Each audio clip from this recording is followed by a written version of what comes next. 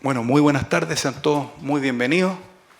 Para nosotros es un honor, ¿cierto?, hacer esta charla de los martes al colegio, que estamos haciéndolo un día jueves en un horario distinto. Estamos probando horarios que sean más cómodos para nuestros amigos, colegas y afiliados al colegio.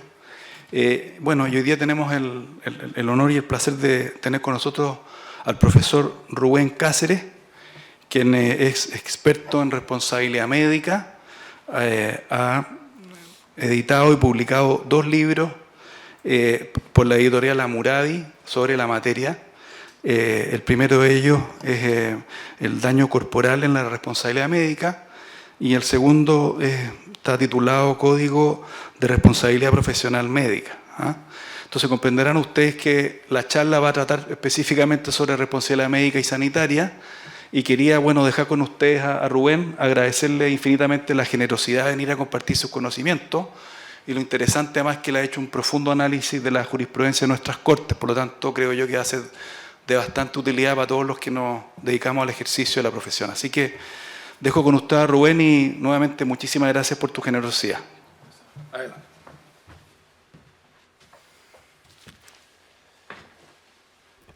Muy buenas tardes a todos los presentes. Agradecerle ya la asistencia a esta charla en virtud del horario, en cambio por la situación actual de nuestro país.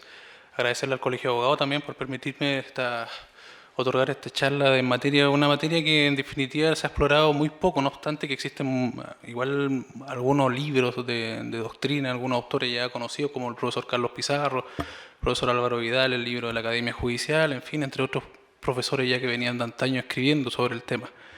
En particular, en definitiva, quisiera hablar sobre la responsabilidad médica, y para partir como a modo de introducción de esta misma charla, quisiera hablar cuál es la motivación por este estudio, y quizás a usted también le ha pasado y estén contestes conmigo, en el sentido de que fue un caso personal, en particular respecto de mi madre, que en definitiva acaeció un caso de negligencia médica. En definitiva, ella, bueno, falleció en virtud de ese mismo acto en la ciudad de Valparaíso, en el hospital de la ciudad de Valparaíso, Carlos Van Buren, y lo cual actualmente se encuentra vigente en una causa judicial, evidentemente en contra del Servicio de Salud Valparaíso San Antonio. Pero en realidad mi interés y motivación nació mucho antes, en virtud también de mi relación con mi madre, en virtud porque fue una persona que igual tuvo que acudir mucho tiempo a entidades sanitarias. Y yo me cuestionaba, estudiando Derecho, en definitiva, qué pasaba con los médicos en su ámbito habitual, si eran responsables o no por sus actitudes. Porque muchas veces ustedes quizás están de acuerdo conmigo, la relación que existe entre cuando van a una atención médica, una atención quizás de respeto, de miedo y de acatar lo que te establezca, porque efectivamente él, el que estudió la materia, él te está dando un diagnóstico, un tratamiento, y efectivamente tú le crees que eso te va a sanar o a paliar lo que tú tienes como patología.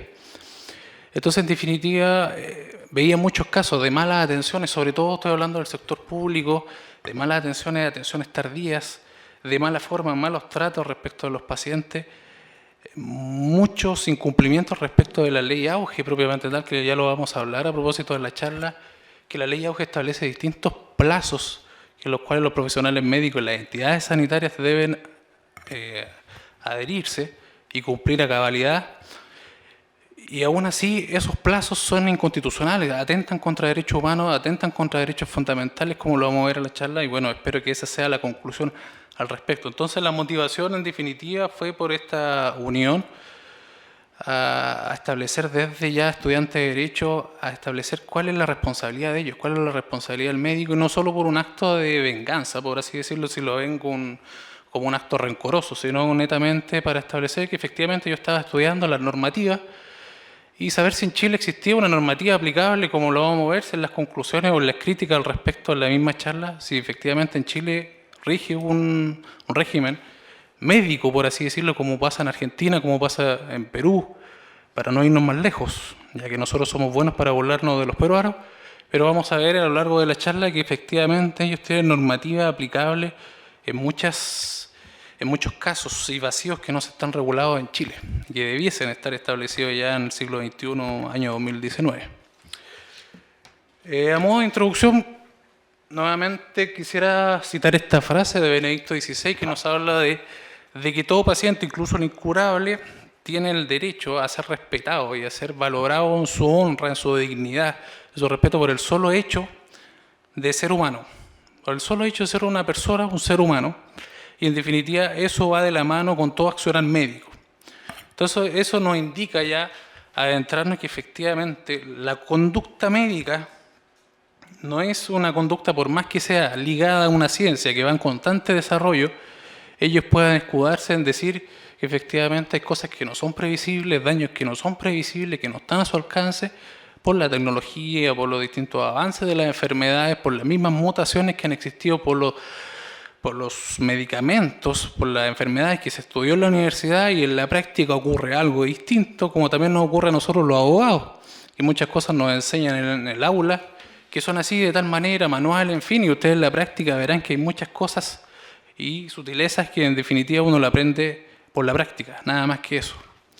Entonces, quisiera comenzar con esta frase porque es netamente profunda, más allá de las creencias que pueda tener cada persona o de quién la emite, netamente por el contexto en que nos va a colocar en esta charla y en la materia de la responsabilidad sanitaria en nuestro país.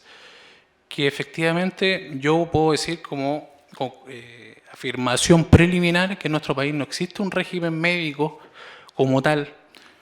¿Por qué? Porque no existe una normativa que efectivamente trate sobre el tema médico. Tenemos normas aisladas, legislación aislada que nosotros hacemos o que los tribunales de justicia y las cortes hacen un análisis de esta conjunción de cuerpos normativos y en definitiva se habla de un cuerpo, una legislación médica, pero no existe en nuestro país, como en lo que pasa en Argentina, que efectivamente hay una legislación tratativa. Además existe mucha jurisprudencia en el país argentino respectivo, estableciendo la cuantificación de los daños, distintas reformas, y acá aún no existen reformas, por ejemplo, de la Ley Auge 19.966 o la Ley 20.584 del año 2012, promulgada por el gobierno de Michelle Bachelet. No obstante, el gran avance que se generó con esa normativa, porque viene a regular y a legislar sobre entidades tan importantes como lo vamos a ver aquí, como es la figura del consentimiento informado, que eso no estaba antes regulado, solamente se encontraba regulado en normativa ya supralegal como es el Código de Ética del Colegio Médico. Netamente nada más, no existía alguna normativa, entonces en su momento los tribunales de justicia acudían a las normas civiles para dar una especie de interpretación, una especie de contrato, ya es un contrato innominado, pero ya este contrato innominado, ¿qué obligaciones contiene? ¿Cuáles son las obligaciones para el médico y para quien lo suscribe? ¿Cómo lo suscribe si viene en un estado de emergencia? En fin, todas esas situaciones no estaban reguladas, cosas que sí están reguladas en esa normativa. Si el paciente viene inconsciente, ¿cómo otorga el consentimiento informado? En fin. ¿Y cuáles son los parámetros que debe contener ese consentimiento informado? Entonces, ustedes quizás me encontrarán la razón que en el último tiempo los medios de comunicación, o redes sociales en definitiva, hablan mucho de actos de negligencia médica, de responsabilidades médicas, muchas veces se tildan de responsable a una entidad sanitaria, ya sea de carácter público o privada. Pero debemos entender que cualquier hecho acaecido y que provoca un daño en el paciente netamente bajo el alero de una entidad sanitaria pública o privada debe entenderse como negligencia médica en su criterio. Yo creo que no. Entonces ahí está la sutileza. Evidentemente no podemos pedir que los medios de comunicación lo hagan así porque todo esto tiene que ser judicializado propiamente tal para establecer una responsabilidad, todos lo sabemos, pero sobre todo en el ámbito penal la presunción de inocencia. Entonces quisiera aterrizar un poco el concepto que debemos nosotros entender ya en el rubro legal, si es que en algún día llegan a sus manos algún tipo de caso, y poder visualizar si efectivamente podemos llevarlo a judicializar o no, que en definitiva, que para configurar la responsabilidad médica tenemos que primero efectivamente tener un acto negligente. Tenemos que tener un ámbito médico en el cual se desarrolle esa conducta negligente. Tenemos que tener una consecuencia de ese actuar, vale decir que no puede ser cualquier tipo de conducta que se realice en el ámbito médico, no obstante que pueda ser negligente, pero tiene que ser lícito o estar legislado, por así decirlo, en el ordenamiento jurídico, porque si no está, en definitiva no tendría ninguna consecuencia legal y no tendría ninguna acción. la cual sobrellevar, y el régimen aplicable en definitiva de esa conducta. Entonces, a modo de conceptualización, quise llegar a este concepto un poco largo, pero que se puede resumir y sintetizar para ustedes, que en definitiva el acto de negligencia médica va a ser esta conducta realizada por un médico en el ámbito médico, ya sea el cuerpo médico, la entidad sanitaria en su totalidad, o un profesional médico en particular, en definitiva, que realice una conducta que genere un daño a una persona, ya sea total o parcial, sea permanente o solamente se mantenga en un periodo de tiempo, y en definitiva este daño se provoque con la inobservancia del régimen legal aplicable. Y esto es sumamente importante, esta frase de régimen legal aplicable. ¿Por qué? Porque es muy amplio este concepto. Porque aquí ya entra en juego algunos conceptos claves que lo vamos a ver más adelante, que es el concepto de la lex artis. ¿Qué se debe entender por lex artis?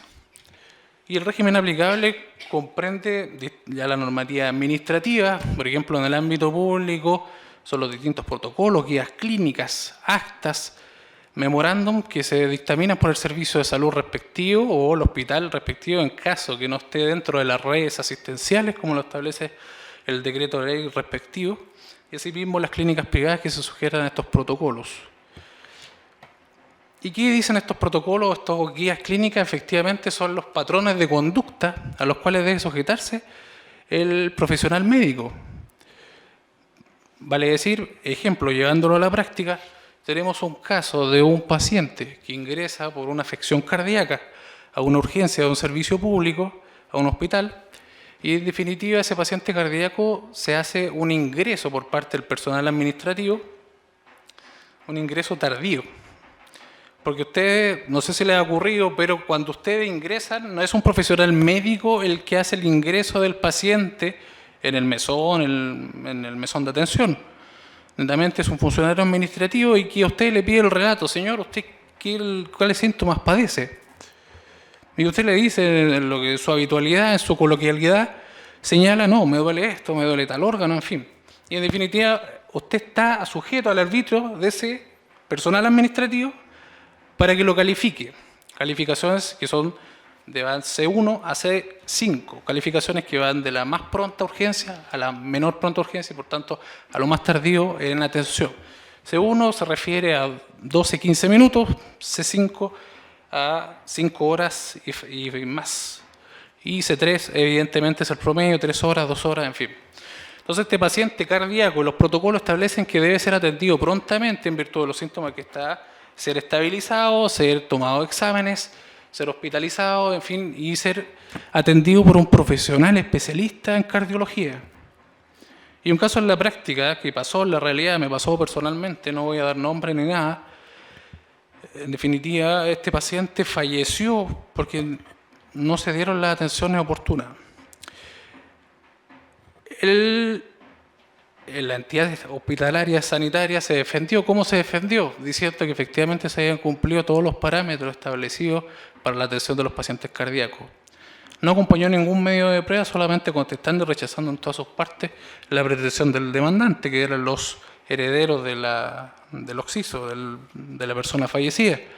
Pero en definitiva, incorporándose los medios documentales como los protocolos que exigen respecto a estos pacientes cardíacos, que ustedes lo encuentran en la página web de Servicios de Salud en caso de entidades públicas o la misma Superintendencia de Salud en caso de entidades privadas que son aplicables a ellos, se encuentran estos protocolos. Y si no se ajustan a esas atenciones, ustedes lo comparan con los parámetros señalados por la misma entidad sanitaria en la hoja de atención de urgencia, que dicen que el señor ingresó a tal hora, con tales síntomas, que fue atendido por tal persona y en definitiva queda acreditado. Ni siquiera yo tengo que entrar a presentar prueba testimonial, con suerte hacer una exhibición de documentos, si es que me faltara algún documento de la ficha clínica, algún documento que el hospital no me quisiera entregar, o el servicio de salud propiamente tal, en fin.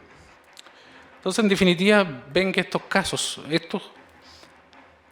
ahí vemos un caso práctico, en definitiva, en que se ve que no se ajustaron, se cumplen todos los requisitos del concepto que he querido dar de negligencia médica, que tenemos un hecho provocado por un médico, porque no se atendió, Efectivamente, entonces, más allá de una omisión o una acción, en este caso una omisión, no se realizaron exámenes, no se realizaron las previsiones ni la observación respectiva, la atención oportuna, en fin. El caballero murió en urgencia y se condenó al servicio de salud a una suma cuantiosa por concepto de daño moral, a la cónyuge sobreviviente, a los herederos.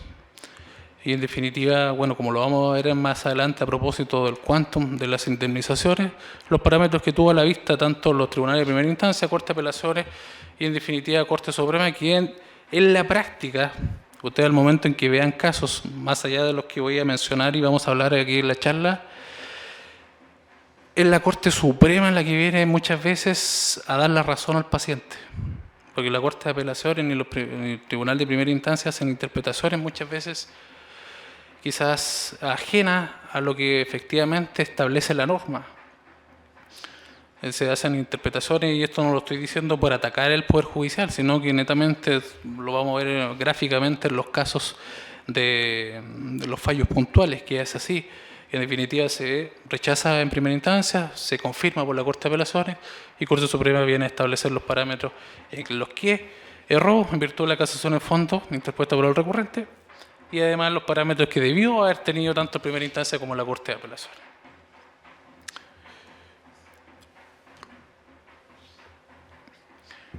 Esto ya es más respecto ya a lo que hablábamos en cuanto a la configuración de una conducta negligente y cuando debemos visualizar efectivamente que estamos frente a una negligencia médica. En este caso quisiera hablar directamente del concepto lex artis, que lo vamos a ver en cuanto a la faz jurisprudencial.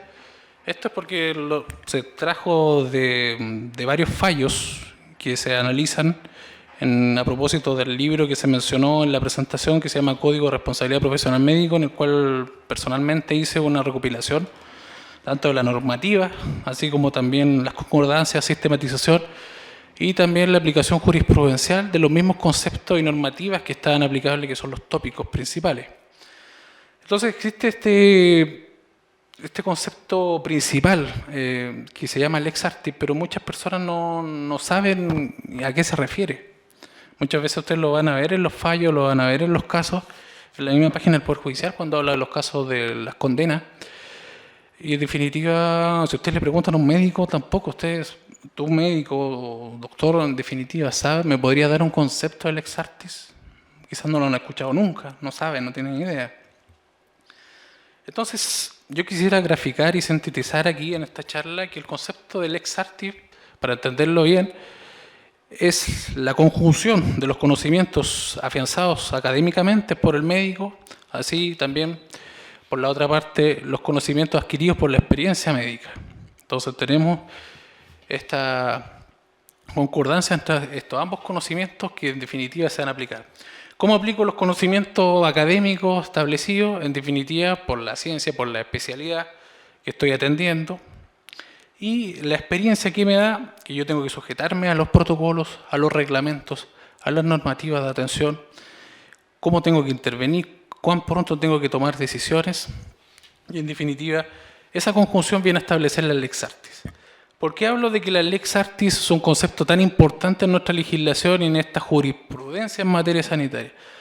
Porque muchas veces las defensas de los servicios de salud o de las entidades sanitarias, en el caso de las privadas, quieren hacer una figura o hacer una invención doctrinaria al momento de redactar sus contestaciones de demanda y basar su defensa en eso como una especie de eximente de responsabilidad.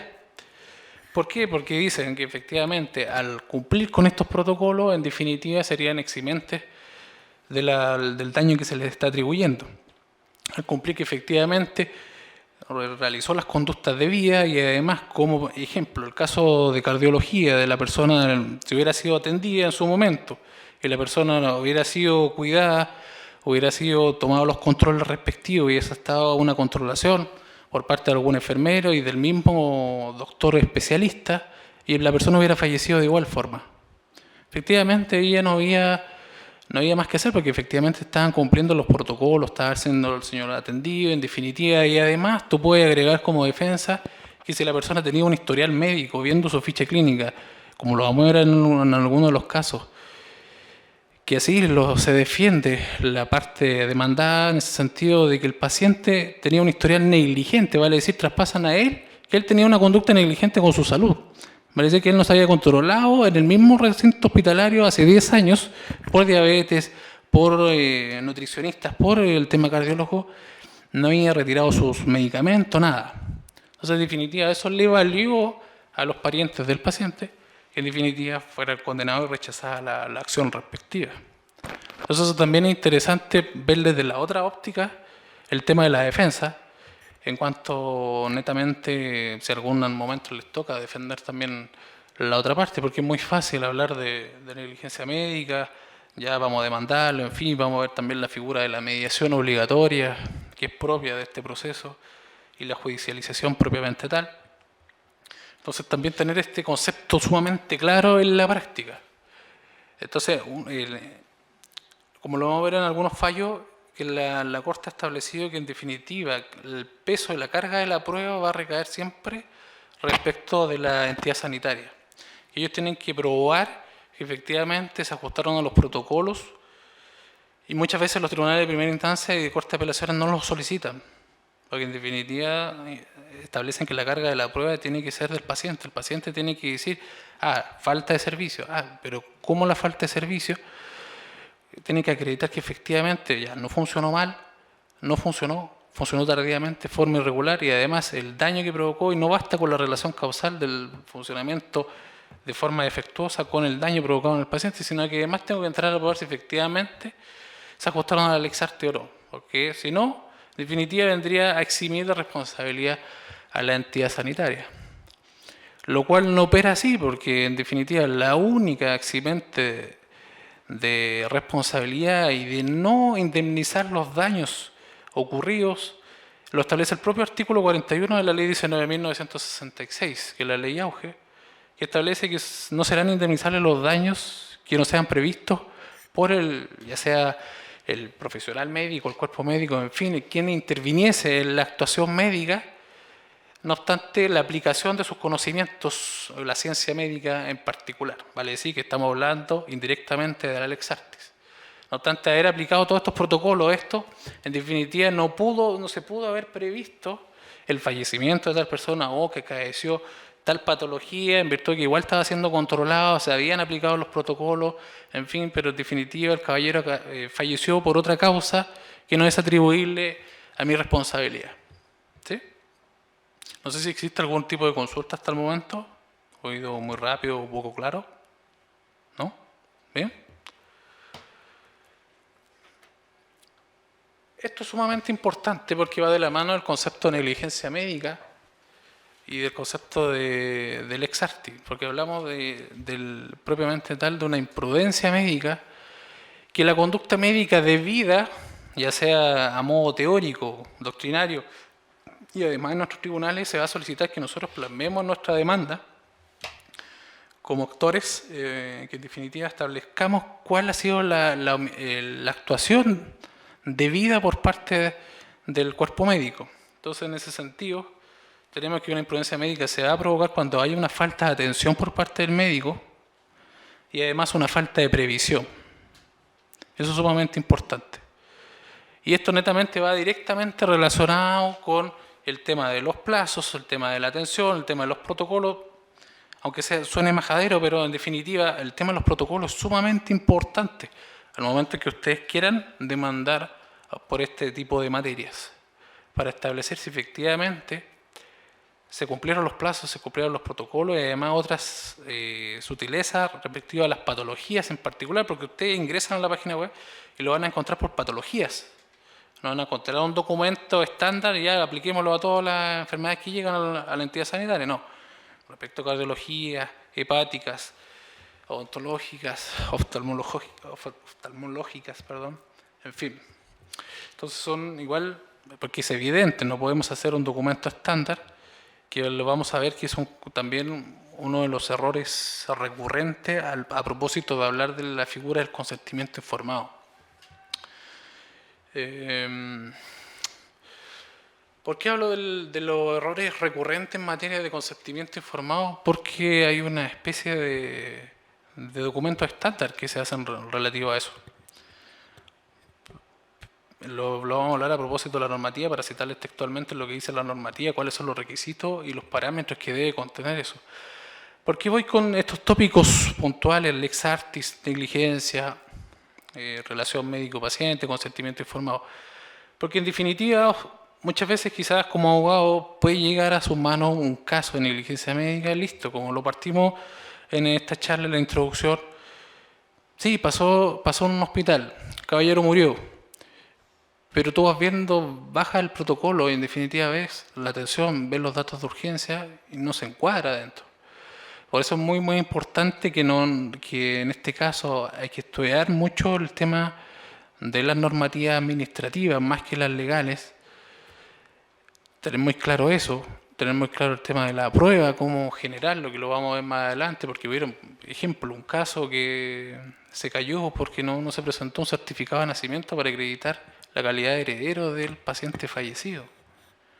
No obstante haber pasado el trámite de admisibilidad de la demanda, en fin, la contraria tampoco hizo alusión a eso, pero fue el mismo tribunal el que estableció que en definitiva la causa que da no se acogía en virtud de que no se acreditó eso como prueba documental. En fin. Otro de los parámetros importantes a hablar respectivo de la materia de responsabilidad sanitaria es la relación médico-paciente. Esta relación médico-paciente, como antaño, hablando de 50 o más años atrás, existía la figura del médico cabecera. Posteriormente, efectivamente, existía esta relación de médico-paciente, como lo dije al principio de la charla, la relación de respeto. El doctor está acá, yo me atiendo con él, acato sus órdenes, su tratamiento, su diagnóstico y, en fin, en definitiva, voy a asumir el tratamiento porque sé que él me está recomendando para mi bien, para poder paliar mi patología respectiva. Pero ¿qué pasa en la actualidad? Existen muchos factores que confluyen que esta relación ya se encuentra, por así, cercenada o destruida, por así decirlo. Suena un poco feo, pero ¿por qué? Por la tecnología. Existe mucho cuestionamiento a los tratamientos porque cualquier persona tiene acceso a las tecnologías y en definitiva hacer su autodiagnóstico. Mucha gente también se automedica en virtud de que encuentra esta información, sí, tengo tales síntomas, ya, es esto, tal medicamento, en fin. No obstante de la prohibición de los medicamentos sí, que necesitan receta propiamente tal y ahí me veo obligado a visitar a un médico. Pero en definitiva la gente va por esa vía de la tecnología a informarse respecto a las patologías. Segundo, el tema de que definitivamente esta misma información me lleva muchas veces a cuestionar también lo que me está diciendo el médico.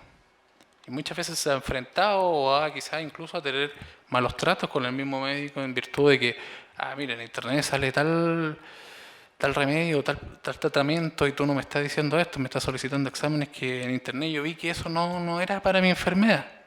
Vamos a ver un caso puntual en que se falló, que en definitiva una paciente que acudió a un médico respectivo, médico general en el hospital del sur de nuestro país, por unos nódulos en la garganta.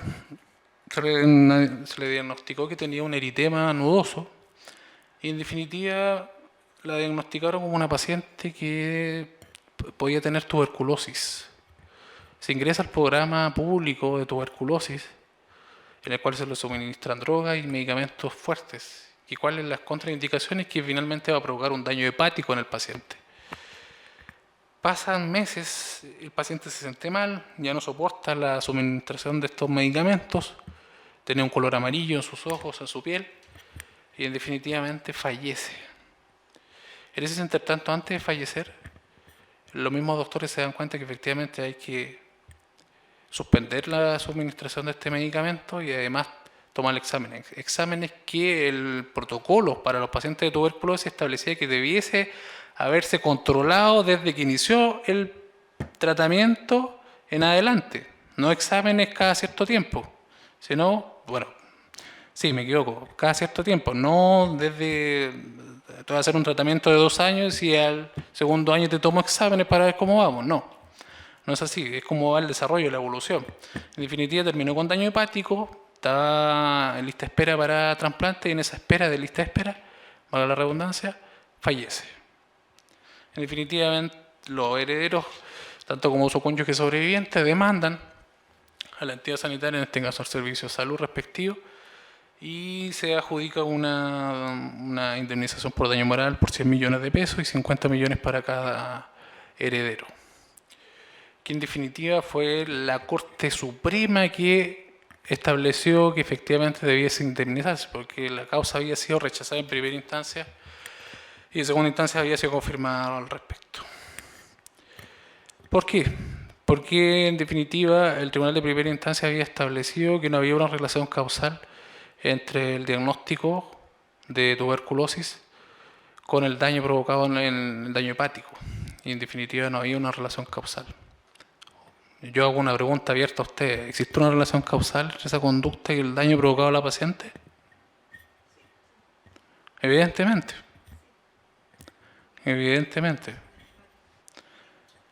Evidentemente, porque no tenía tuberculosis. Se le hicieron exámenes a la señora y no tenía tuberculosis. Era otra. Entonces había un error de diagnóstico y un tratamiento indebido, lo cual le provocó la muerte por esta falla renal y sistematizada general en la paciente. Y evidentemente no iba a tener un trasplante rápido. Así que,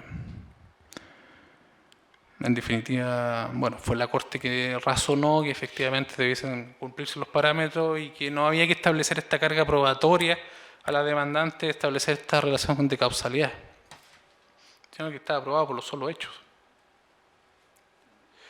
El concepto este de relación médico-paciente quise utilizarlo por el doctor Enrique Corsi, que nos habla de que son un conjunto de interacciones netamente, esta interacción, a grosso modo, del paciente con el doctor, que acude a tener los cuidados, controles, tratamientos, diagnósticos, en fin. Pero como lo expliqué anteriormente, existen estos factores que vienen un poco a romper esta relación, porque además, sobre todo hoy en día que existe esta crisis en materia de salud, que existe tanto violencia, así como también existe una sobrepoblación en las entidades sanitarias, sobre todo en el ámbito público, para ser atendidas. No existe infraestructura, no existen profesionales al respecto. Y en definitiva, ¿cómo tú aplicas plazos, cierto? Un facultativo médico, aplicas plazos que te establece, por ejemplo, la ley Auge, para operar a una persona, para ser atendido por un profesional, si en definitiva no tienes infraestructura, no tienes profesional médico al respecto. Y la solución que se ha visto por la legislación actual y el parlamentario al respecto, incorporar y hacer mayores ingresos y apuestas al respecto al tema sanitario, no viene a solucionar eso.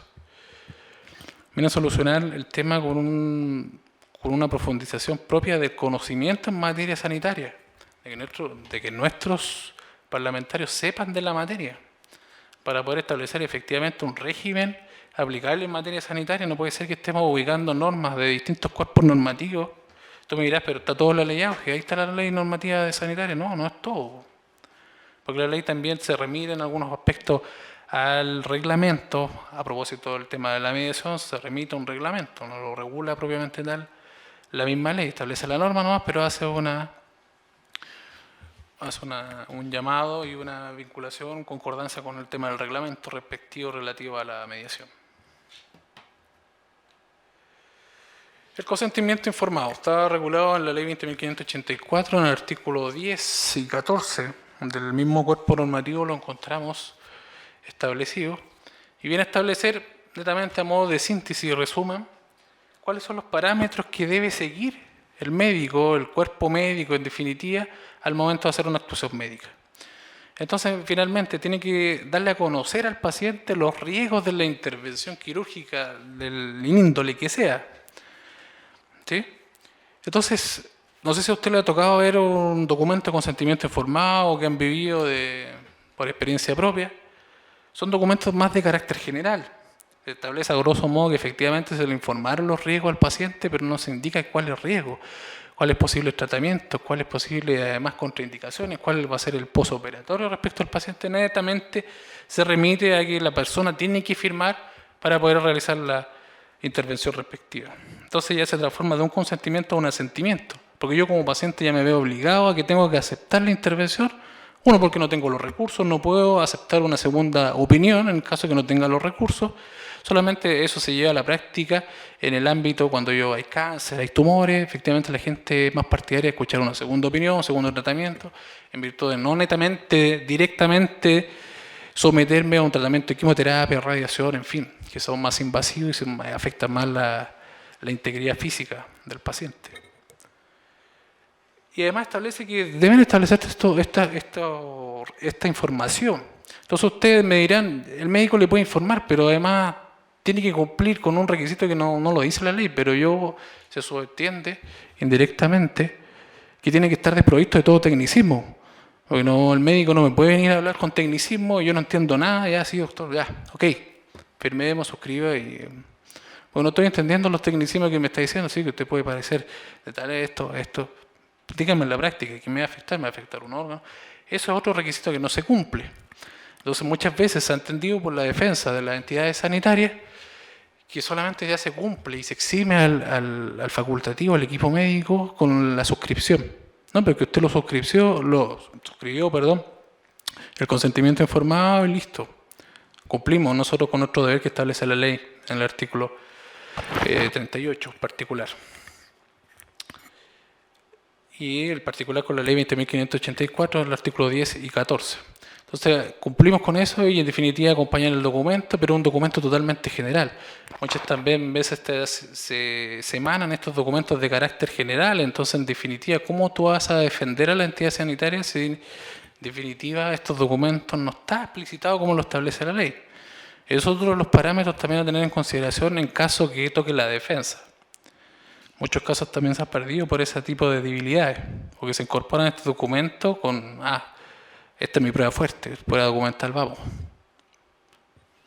Pero en definitiva no se pondera como tal, porque se cuestiona por parte del actor que en definitiva no fueron informados y además puede también desacreditarse por medio de prueba testimonial en la parte judicial. En cuanto al régimen de responsabilidad civil, por un tema de tiempo, y quisiera netamente dirigirme al tema administrativo, responsabilidad administrativa, la falta de servicios. Igual se hace un paralelo, un tema comparado con la responsabilidad extracontractual, propiamente tal. Y quisiera, traje esta fotografía del diario de este año, al respecto de que la justicia ordena a médico y clínica indemnizar a hijas de paciente. Del paciente, esto se encuentra en sede de Corte Suprema ahora, porque netamente en primera instancia y Corte de Apelaciones está esta resolución, está vigente. O sea, se condenó a esta persona y a la clínica privada respecto en estos montos. Entonces habrá que esperar qué es lo que pasa en sede de Corte Suprema. Explico este caso someramente. Se trata de una paciente que efectivamente se sometió a una intervención de células madre, un tanto experimental, para poder tratar su osteoporosis. Se realizan todos los parámetros respectivos para su intervención quirúrgica en esta clínica privada. Ya se había tratado con este médico, pero en este caso se trata nuevamente con este médico por este caso en particular. No se le realiza ningún examen al respecto y en definitiva se le realiza esta punción lumbar. Y de esta punción lumbar, la pelvis en particular, se realiza una fractura.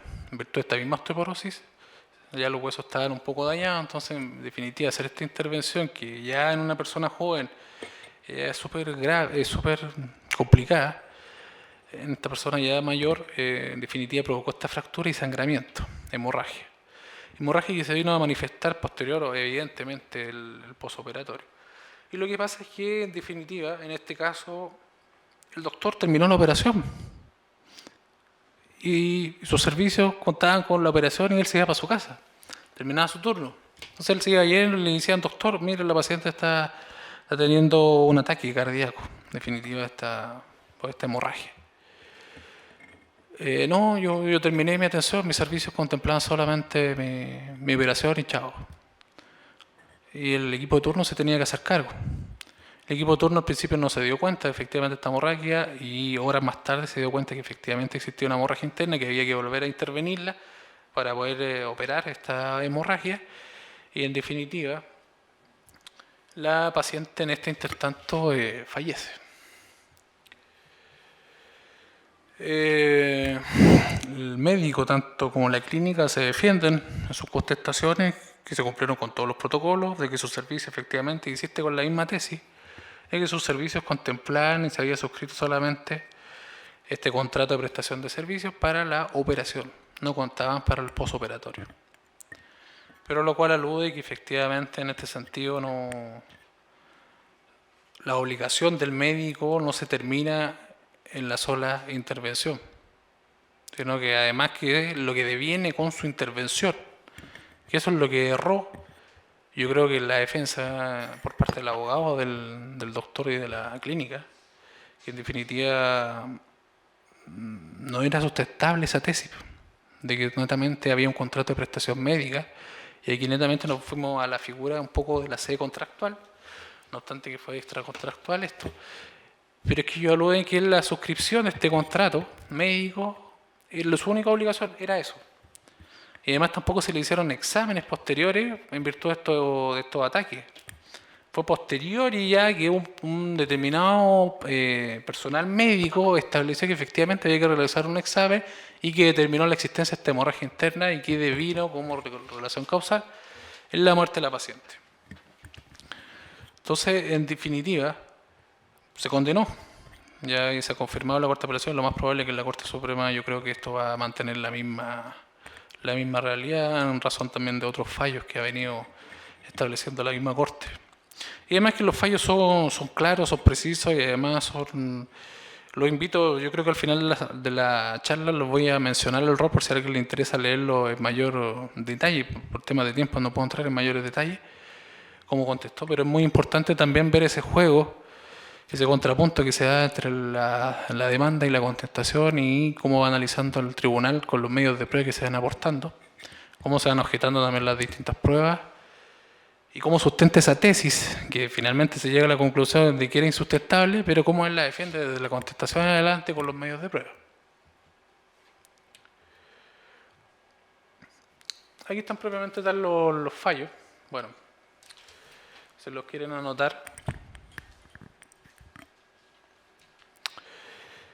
El que está hablando es la C 31430-2017 del 29º Civil de Santiago y que tiene una causa de investigación penal paralelamente bajo ese número de RUC respecto de la figura del médico, porque sí, 2017 el caso que le hablé ahora, que corresponde a la fotografía del diario. Si se dan cuenta, igual es 2017-2019, el juicio ordinario fue rápido, pese a todo. Así que también, bueno, fue positivo por ese lado. Y la otra causa es la C 17640 del año 2012, del segundo juzgado civil de Santiago, y que tiene esta causa efectivamente rol 11.164-2011 del octavo de garantía de también la misma ciudad. ¿Este caso a qué se refiere? Este caso, efectivamente hay una paciente que es de la ciudad de Chillán, viaja a la ciudad de Santiago, que tiene un médico casi personalizado, una clínica privada, a realizarse unos implantes dentales, dos piezas fundamentales, 27 y 28. Se realiza estos implantes y comienza con dolores enfermizos, terribles, en la dentadura. Y le señala al doctor, necesito efectivamente que haga algo para paliar este dolor. Efectivamente le recomiendan medicamentos, analgésicos, en fin. Posteriormente los dolores continúan. El médico decide, en virtud de estos dolores, sacarle los implantes. Primero uno, y le dice que efectivamente con esto ya se va a solucionar el tema. Y no, sigue los dolores, le saca el otro implante tampoco. Sigue con medicamentos más fuertes. No. En definitiva, va un profesional, ella de la ciudad de Chillán, viaja a Concepción ahora, a un profesional médico también en implantología dental, que con los exámenes que ya tenía de este doctor, le señala que había afectado el nervio trigémino, que según las palabras del doctor textualmente dice que el dolor más insoportable que puede tener el ser humano en su existencia como ser, y que es incurable. que solamente en Europa hacían un tratamiento que era netamente para animales. Se estaba recién se estaba aplicando esta tecnología en humanos para paliar, pero no iba a eliminar este dolor. Netamente iba a quedar de por vida. En definitiva, el costo solicitado por la demandante como daño moral fueron cuantiosos, 300 millones, y el daño de gasto de medicamentos fueron alrededor de 300 millones también. Medicamentos carísimos traídos desde afuera y que iba a tener que tomar de por vida. De por vida. Y en definitiva, este Tribunal de Santiago estableció como sentencia un monto indemnizatorio de 50 millones de pesos. Habiéndose acreditado los exámenes, la impericia, no haberse tomado los exámenes por el médico que lo operó en Santiago, los exámenes se tomaron a posteriori de los dolores ya, por el médico de la ciudad de Concepción, que eran especialistas. Y en definitiva el médico establece que se realizó sus conocimientos en cuanto a la implantología dental y que nunca en su experiencia, en sus 30 años de experiencia, porque muchas veces se van a encontrar con eso como defensa, que yo en mis 30 años de experiencia nunca me pasó eso. Como que si fuera una eximiente responsabilidad. O como que fuera un atenuante, en ese caso. No. No por ello es menos responsable por haberle ocurrido una sola vez en toda su carrera profesional. Y eso está en garantía en periodo de investigación, así que en definitiva los invito también a leer estos fallos porque son sumamente importantes en cuanto a todos los documentos probatorios que incorporó la actora y no obstante eso se determinó un monto bajísimo indemnizatorio. Y por lo que le he contado en estos casos, usted me encuentra la razón de que son netamente casos que no se ha buscado una justicia porque sí, ya voy a buscar una indemnización cuantiosa porque ya vamos como abogados, nos metemos en casos de responsabilidad sanitaria y vamos a buscar una indemnización cuantiosa, listo, cobro un porcentaje y se acabó. Pero en la familia en este caso hay un dolor, tienen que someterse a un juicio larguísimo, tienen que someterse a una mediación obligatoria y ya en su momento se discutió su constitucionalidad. Porque efectivamente tienes que someterte al arbitrio de una persona que defienda al Estado, ya sea por la Superintendencia de Salud, en este caso del registro de mediadores.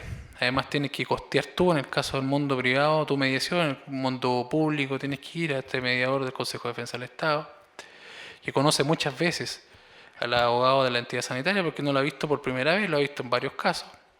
Ellos someten los casos, efectivamente, en materia de responsabilidad sanitaria. Y esta ley del auge, 19.966, su artículo 43, que establece esta mediación obligatoria. Efectivamente, muchos dirían que afecta este derecho constitucional de derecho de defensa, el 19 número 3 de nuestra Carta Fundamental. Pero que en definitiva se estableció como obligatoria por un tema, yo creo que de interpretación del legislador y de su pensamiento en la época, que quería desconcentrar los tribunales respecto de no cualquier caso, como lo vimos en la introducción de esta charla, que debemos considerar como negligencia médica. Entonces, cualquier cosa que ocurriera en una entidad sanitaria, cualquier persona podría haber recurrido si no existiera esta mediación. Además, también cambiar la idiosincrasia y el chip del chileno, en el sentido de que debemos buscar venganza, debemos buscar justicia contra el médico y yo no voy a aceptar otra cosa que no sea una indemnización cuantiosa. Porque ustedes lo sabrán que en la mediación también se pueden obtener disculpas públicas, tratamientos al respecto para sobrellevar los daños que se provocaron, también explicaciones respecto al médico, qué es lo que pasó, cómo lo podemos salvaguardar, qué cosas podemos cubrir, medicamentos podemos cubrir. En este caso también quizás el médico podría haber llegado a algún acuerdo y establecido quizás era aportado en algún porcentaje a los medicamentos, en definitiva. En fin, pero claro, se establece, pero son las menos causas las que terminan por ese tipo de soluciones. Finalmente todas se frustran y se judicializan desde esa perspectiva. A propósito de esta figura de la mediación, que además de haber tenido ese carácter de inconstitucional y esa discusión, se discutía también que en definitiva, al no requerirte obligatoriamente que vayas con un abogado, te establece como obligación de que tú tienes que exponer tu caso, en el caso del Consejo de Defensa del Estado. Yo tengo un modelo, no sé si lo han visto, un modelo del formulario. Solicitar la mediación obligatoria en el Consejo de Defensa del Estado. Tamaño del recuadro. está el recuadro. Es el tamaño que le piden a usted. Explique brevemente el motivo de su reclamo. Explique brevemente el motivo de su reclamo. Ustedes me dirán, ¿cómo le vamos a pedir a una persona común? Sin faltar al respeto, sin menospreciar en definitiva. Establecer que efectivamente me hable de negligencia médica, me hable de que faltó al ex arte. Netamente va a decir que la conducta del médico que lo atendió o no lo atendió en su momento y por tanto se le murió el paciente, o en definitiva tal paciente quedó ciega en virtud de una mala atención. Caso práctico de ese mismo tema. Tema público, ley auge. Ley auge, un paciente que se le provoca, un paciente diabético, pasó en la práctica, se le desprende la retinopatía diabética, o concurre a la urgencia del servicio público. La atiende el único profesional médico en oftalmología, que es el mismo profesional médico que atiende, especialista en la materia. La ve, efectivamente establece el diagnóstico de esta retinopatía, de desprendimiento, y le dice que esto tiene que realizarse brevemente su operación, o si no, en definitiva va a tener o gran porcentaje de ceguera o ceguera total. ¿Qué pasa? Que según los plazos de la ley de auge se establece que tienen que esperar distintos meses dentro de una espera para que primero lo vea un especialista y después que ese especialista determine que sí, tiene que ser operado, y de ese visita a un especialista y ese diagnóstico además tiene que esperar para ser operado e intervenido efectivamente. 3 meses, 6 meses en total. Y si no se cumplen esos plazos, usted puede reclamar a la sede auge que están ubicadas en los mismos hospitales y en definitiva después al tema FONASA. Pero en definitiva ustedes me entenderán que efectivamente estos plazos no van con la realidad, no se corresponden en definitiva, porque si estoy siendo atendido por el mismo profesional que después me va a ver 3 meses más tarde, y después me dicen que no va a tener atención 3 meses más tarde porque están colapsados, porque no atienden, porque están de vacaciones, en fin, y me atienden al 5.º mes después. Y esa persona queda, en esa espera de atención del especialista, queda totalmente ciega. No obstante que igual después le realizan la intervención quirúrgica del láser, que además se la hacen en una clínica privada, no, ni siquiera se la hacen en la misma entidad sanitaria. ¿Por qué? Porque la máquina está mala. Y si volvemos al concepto, o nos remitimos al concepto de falta de servicio, que tenemos que entender que es un servicio que no se prestó, no funcionó el servicio debiendo hacerlo, en este caso habría una falta de servicio.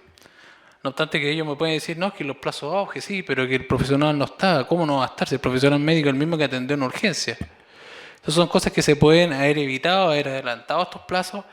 En definitiva, estas reformas no están porque no existe la especialización por parte de los parlamentarios, no existe el interés tampoco, y existen muchas muertes por estos tipos de casos.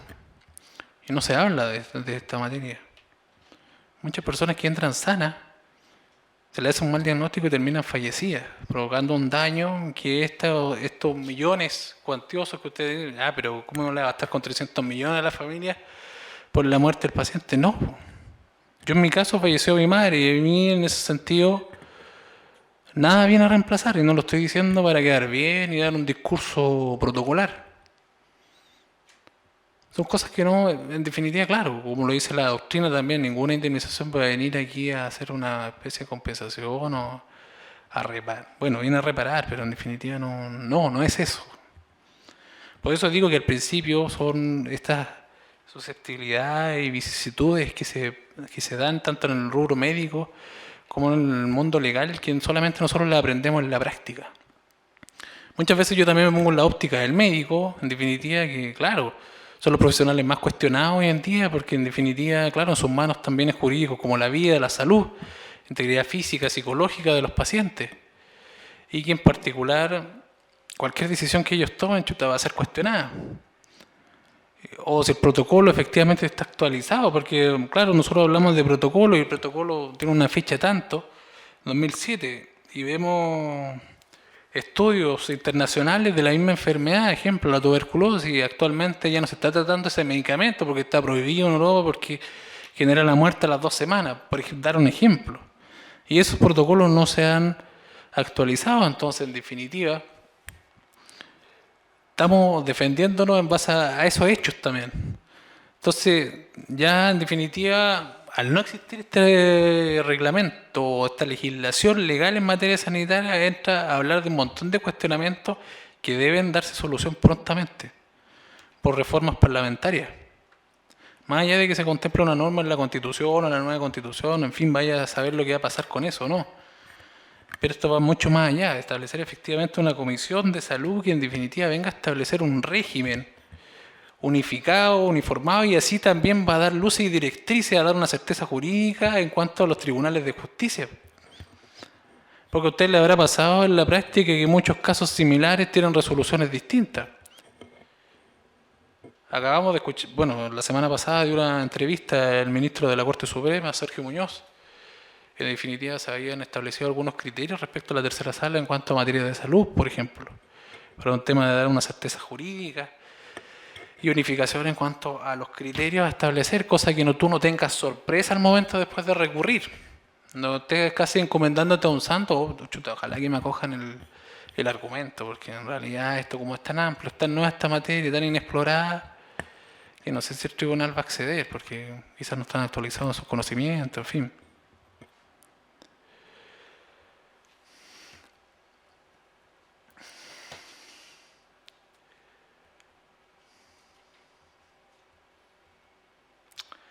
Bueno, por temas de tiempo, más que nada el tema de la... Bueno, alguna consulta que quisiera ver, porque ya creo que ya me pasé, me extendí mucho respecto y bueno, me quedaron muchas cosas en el tintero. ¿Alguna consulta así? Gracias a usted.